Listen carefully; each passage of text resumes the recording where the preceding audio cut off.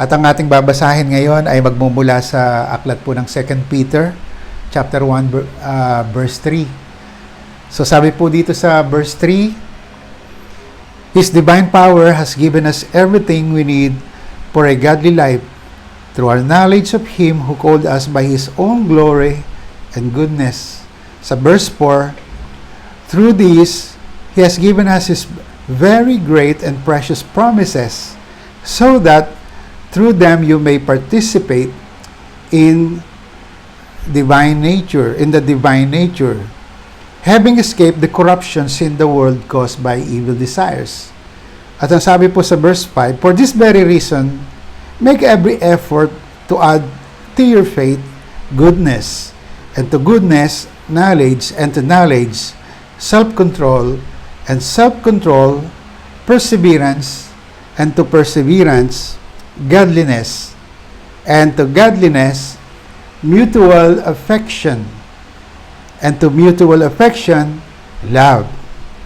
For if you possess these qualities in increasing measure, they will keep you from being ineffective and unproductive in your knowledge of our Lord Jesus Christ.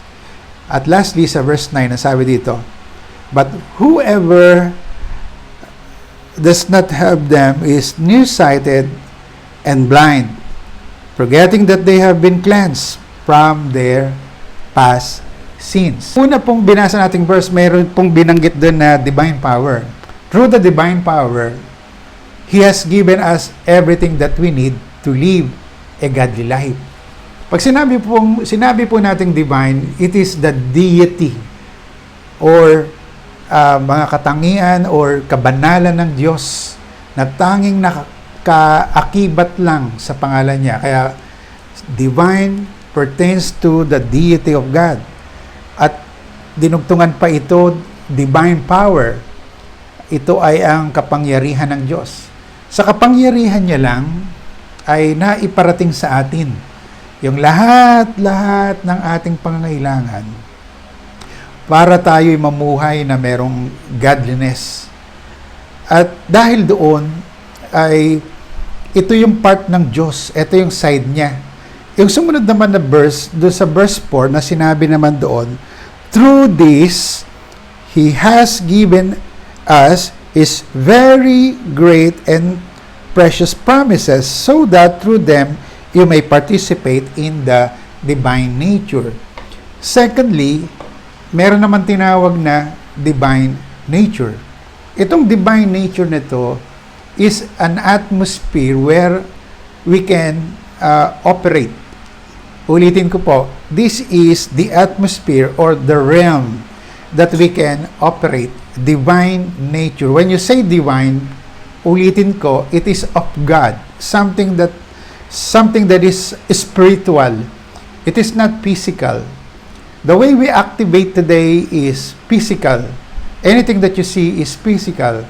Kaya pag sinabi mong divine nature, ay something that you cannot see, but because of faith, you believe na that belief exists. Ano ba yung mga pangako ng Panginoon? And I will give you one example ng kanyang pangako. Nakalagay yun sa John 14, verse 14. Sabi doon, you may ask me for anything in my name and I will do it. Ito'y pangako ng Panginoon. So, ito ay nakaakibat sa ating pananalangin na kung ano ang ating ipinapanalangin sa pangalan ng Panginoong Hesus, surely by faith gagawin niya ito. And we believe that God answers our prayers. That is the time that we are operating in the environment of the divine nature. There are times na kailangan nating mag-work out, kailangan nating mag-operate sa spiritual realm and through the divine nature. Because in the divine nature, this is the only way that we can that we can come to the presence of God. Yung pamumuhay natin, at sometimes bumibigay tayo sa mga sirkumstansya, dito na mamalas na meron tayong kakulangan. Atin pong maturity towards our relationship with God, we start by believing the prayers that we make every day. One time when I was waiting for a ride, napakatagal dumating ang mga sasakyan. And I just uttered in my lips, sabi ko, Lord, send me now a taxi, sabi ko. Within a minute, isang taxi ang pumarada sa harapan ko. At bago ako pumasok sa taxi, sabi ko, yes, thank you Lord, thank you Lord. Kasi pag ang gumagana lang sa buhay natin physically, ay it's so hard at mananawa po tayo. Kailangan po natin na simulan po natin sa ating pananampalataya. And what is the manifestation or what is the proof na yung faith nga natin ang pinag-uusapan na makakapag-operate dito sa divine nature?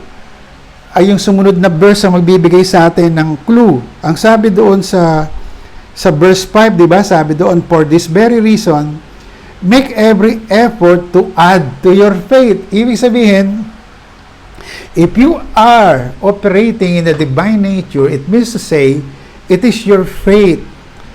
Sabi, meron pong sinabi sa Bible na when you come to God, you must believe that He exists. It's hard to please God if you don't believe Him.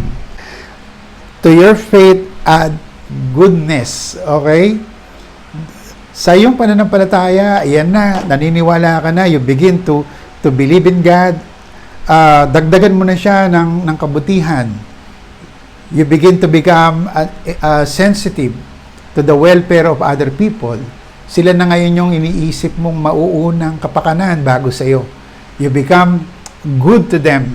At sabi doon, after that, after you go slowly, yung proseso ng ating pong pag-unlad sa Diyos ay hindi naman at once na mababago ang buhay natin. Kumbaga, na immediately mako-convert ka na you're the ideal person or the ideal Christian. Kaya nga, sabi dito, ngayon sa faith mo, dagdagan mo yan ng goodness. Now, after goodness, ano yung sinabi niya doon? To goodness, you add knowledge. Ano yung ibig sabihin ng knowledge? Keep on seeking God. Keep on asking for His wisdom. And you will find, before you move, you ask for wisdom from God. You ask for, God, ano yung gagawin ko next? And you become somebody na parang bihasang-bihasa doon sa mga things na unknown because you have the knowledge of God. At ang susunod doon, sabi, to your knowledge, add self-control. Amen po ba? Dagdagan na natin ang self-control. Ito yung time na mapapansin natin habang lumalalim ang pagkakaunawa natin sa Panginoon, ay unti-unting nadidisiplina natin yung sarili natin. Dati madali kang makapagmura, di ba? Pero because of your understanding in the Word of God, napapansin mo, nagbabago na yung sinasalita mo, nababago na yung desire mo, because you are gaining the attribute ng pagiging Kristiyano tunay. At ito ay ang self-control. At pagkatapos ng self-control, anong sabi? And to self-control, perseverance. Di ba, dati, wala tayong tiyaga, madali tayong mag-fail. Pero kung ikaw ay lumalakad sa Panginoon at unti-unti kanyang binabago, after self-control, ang sabi doon, sabi ni Peter, dagdagan mo na siya ng perseverance. Yung perseverance is hindi ka madaling sumuko, naghihintay ka sa Diyos bago ka gumalaw, at meron ka ng motivation lagi, at ang motivation at ang reference ng confidence mo is coming from the Lord. And after the perseverance, sabi doon, godliness. Remember doon sa verse 3, sabi niya, the divine power has given us everything we need. Sabi niya, to live a godly life. Ngayon, eto na. After yung perseverance, dagdagan mo na siya ng godliness. Pagkatapos ng godliness, mutual affection, ibig sabihin mutual affection between you and God, mutual affection between you and your neighbor. And who is your neighbor? Of course, people other than you. Yung spouse mo, yung friends mo, yung brothers and sisters mo, mga friends mo, office mates mo. You become to have a mutual affection, and after the mutual affection, love. Pag-ibig. Marunong ka nang tumanggap ng pag-ibig, marunong ka na rin magbigay ng pag-ibig. Kaya ang relationship natin sa Panginoon ay progressive siya. Kaya nga naman sabi dito sa verse 8, for if you possess these qualities in increasing measure, kaya minsan mga kapatid, pag nadidishearten ka minsan ikaw napapansin mo yung sarili mo, kulang ka pa sa pagbabago, nandiyan pa yung init ng ulo mo, nandiyan pa yung pag-worry mo, nandiyan pa rin yung, alam mo na, yung mga qualities mo nung sa old life. And sometimes this becomes our stumbling block sa pagunlad natin sa Panginoon. Sasabihin mo, wala naman nangyayari sa akin eh. Hindi naman ako natatouch ng Panginoon. And that's wrong. You have to think right now, according to verse 8, for if you possess, yung mga sinabi ko kanina, yung mga sinabi ko sa kanina, make every effort to add to your faith goodness, knowledge, self-control, perseverance, godliness, mutual affection, and love. Sabi niya, if you possess all those things in an increasing measure, ibig sabihin, for every experiences na dumadaan sa iyo araw-araw, dagdagan mo siya ng dagdagan ng mga bagay na yon. Kaya naman ang mangyayari sa iyo ay they will keep you from being ineffective and unproductive in your knowledge of our Lord Jesus Christ. So, ito yung tumutulong sa atin without us knowing it, na araw-araw pala nagiging effective yung buhay natin. Walang nasasayang na time, walang nasasayang na resources, kasi we are being guided because we operate in the divine nature. In the divine nature, isang manifestation dito you are praying. The reason you're praying is that you believe God. You are reading the Word of God because you know that the Word of God is the light and the lamp of your life na magbibigay ng direksyon sa iyong buhay. At napapansin mo, it is very easy to you to adapt na araw-araw. Nakikita mo, nag-i-improve yung buhay mo. Meron ka ng godliness, meron ka ng goodness, meron ka ng perseverance, nagkakaroon ka na ng self-control, nagkakaroon ka na ng mutual affection sa mga tao. Dati, lagi kang galit sa mga tao, kahit sinong makaharap mo, mainit ka agad ang ulo mo. At ngayon, marunong ka ng magmahal, marunong ka ng magbigay ng mag-give way, dahil alam mo yung position mo sa Panginoon. At kaya nga sabi dun sa verse 9, ito yung nangyayari sa Kristiyano na hindi niya pinapractice yung natututunan niya. At ano yung nangyayari sa kanya? Sabi dun sa verse 9, but whoever does not have them is nearsighted and blind, forgetting that they have been cleansed from their past sins. Nakakalimutan niya na tinanggap niya na pala yung Diyos. Mga kapatid, hindi naman natin kailangan sa uluhin na ganitong panahon ako tumanggap sa Diyos. Hindi. Ang ating relationship sa Diyos ay progressive.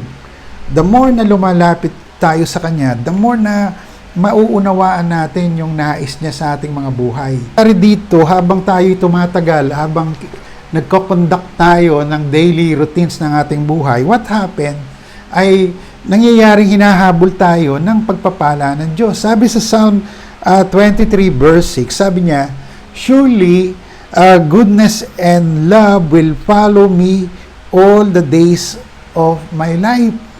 Amen po. So, hinahabol na tayo ng blessing. Mga kapatid, huwag tayong ma-discourage sa panahon na to na we are trying to compare ourselves doon sa ibang kilala nating Kristiyano na sila matured na sila sa Kristiyano or getting matured pa. But for ourselves, hintayin natin yung time. We may not know it, but other people are recognizing what God has been doing in our lives. So mga kapatid, our life does not require us or doesn't always follow that we solve everything physically. We have to operate in the divine nature, and that divine nature is using your faith. So, maraming salamat po muli sa pagkakataon na to. I hope na meron po tayong natutunan sa paglalahad nitong salita ng Diyos